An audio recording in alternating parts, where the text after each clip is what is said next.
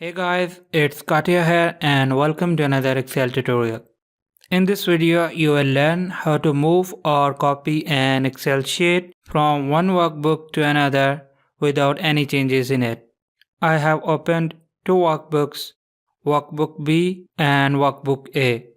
In Workbook A, I have an Excel sheet, career intake, and in Workbook B, I have an Excel sheet named career band.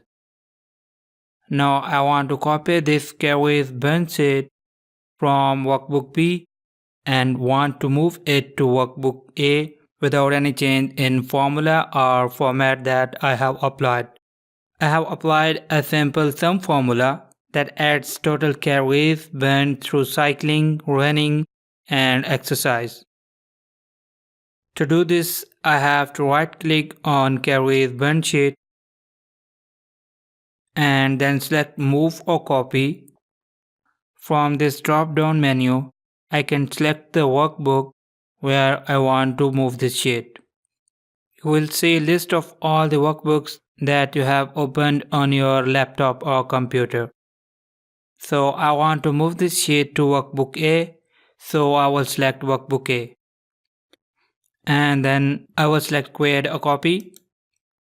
If I do not select create a copy, then Excel will delete this sheet from here and will paste it in another workbook. But if I select create a copy, then Excel will make a copy of this sheet and move it to another workbook without deleting it from this workbook. So I will select create a copy and then I will press OK. Now you can see Carrie's band sheet have been copied from workbook B and have been pasted here without any changes. You can see the formula is same, the format is same, the colors of few cells are same. That's all from my side today. Thank you for watching the video and please do not forget to subscribe the channel.